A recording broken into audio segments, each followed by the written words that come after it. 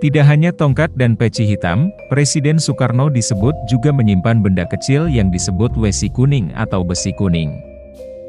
Banyak orang mempercayai jika wesi kuning memiliki kesaktian untuk melindungi pemiliknya. Benda ini bentuknya sangat kecil sekali sebesar lidi dan mirip seperti buntut tawon. Konon katanya, kemanapun Presiden Soekarno pergi ia selalu membawa benda ini di balik bajunya. Tak main-main kesaktian wesi kuning dapat disamakan dengan aji lembu sekilan yang pernah dimiliki oleh Adipati Menak Jinggo.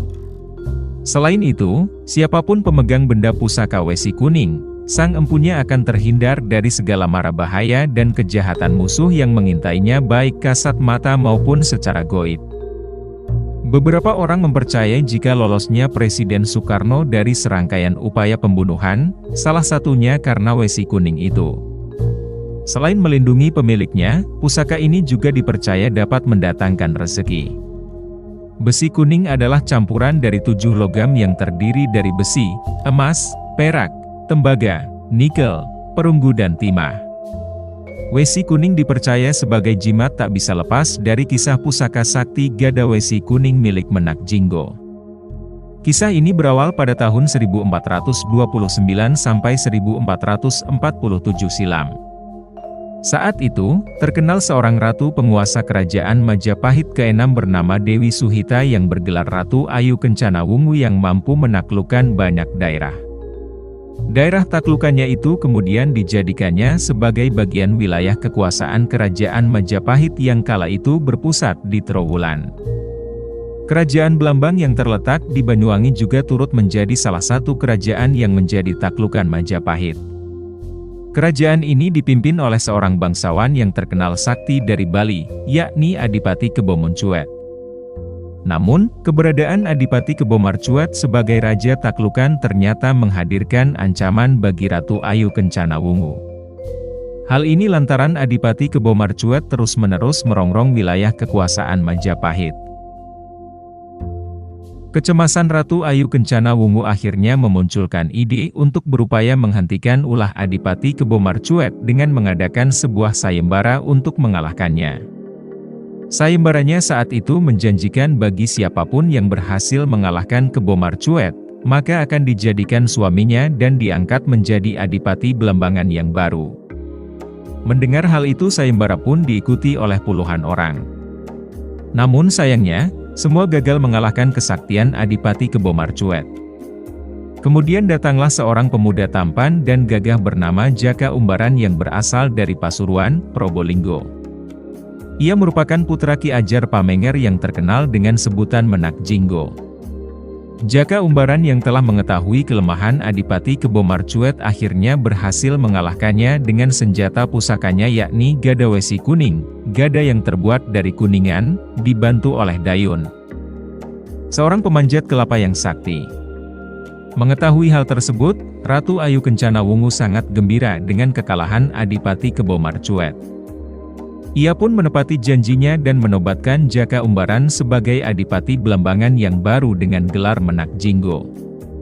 Akan tetapi, Ratu Ayu Kencana Wungu menolak menikah dengan Jaka Umbaran alias Menak Jinggo lantaran dirinya sudah tidak lagi tampan akibat pertarungannya dengan Adipati Kebo Marcuet.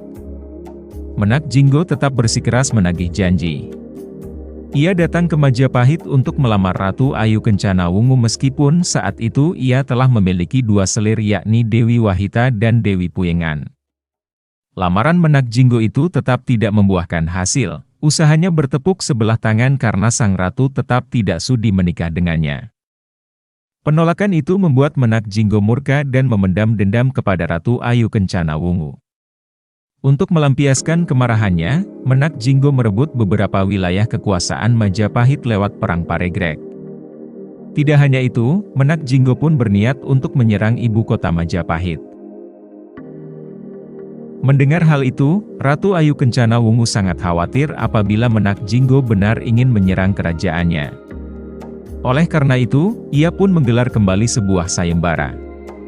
Puluhan orang kembali turut serta dalam sayembara tersebut. Namun tetap tidak ada satupun yang berhasil mengungguli kesaktian Menak Jinggo. Ratu Ayu Kencana Wungu semakin cemas dan sangat khawatir. Kemudian datanglah seorang pemuda tampan bernama Damarwulan, pertarungan sengit antara dua pendekar sakti itu pun terjadi. Namun, akhirnya Damarwulan kalah dalam pertarungan itu. Damarwulan pun dimasukkan ke dalam penjara oleh Menak Jinggo. Puluhan orang kembali turut serta dalam sayembara tersebut. Namun tetap tidak ada satupun yang berhasil mengungguli kesaktian Menak Jinggo. Akan tetapi, rupanya kedua selir Menak Jinggo, Dewi Wahita dan Dewi Puyengan terpikat melihat ketampanan Damarwulan. Keduanya secara diam-diam mengobati luka pemuda itu dan ingin membantu Damarwulan dengan membuka rahasia kesaktian Menak Jinggo. Untuk membantu Damarwulan, pada malam hari, Dewi Sahita dan Dewi Puyengan mencuri pusaka Gada Wesi Kuning saat Menak Jinggo tidur terlelap. Pusaka itu kemudian diberikan kepada Damarwulan. Setelah menguasai dan mendapatkan senjata pusaka sakti itu, Damarwulan kembali menantang Menak Jinggo untuk bertarung. Menak Jinggo terkejut saat melihat senjata pusakanya ada di tangan Damarwulan. Tanpa pusaka itu, Menak Jinggo tidak bisa melakukan perlawanan sehingga dapat dengan mudah dikalahkan. Dalam pertarungan itu Damarwulan berhasil mengalahkan Menak Jinggo dan memenggal kepala Menak Jinggo untuk dipersembahkan kepada Ratu Ayu Kencana Wungu. Akhirnya, Menak Jinggo Adipati Belambangan itu tewas oleh pusakanya sendiri. Atas kemenangannya, Damarwulan pun berhak menikah dengan Ratu Ayu Kencana Wungu dan mendampinginya menjadi Raja Majapahit bergelar Brawijaya sesuai dengan janji sayembara. Demikian penjelasan tentang salah satu kesaktian Bung Karno dikarenakan jimat Wesi Kuning yang selalu dibawanya.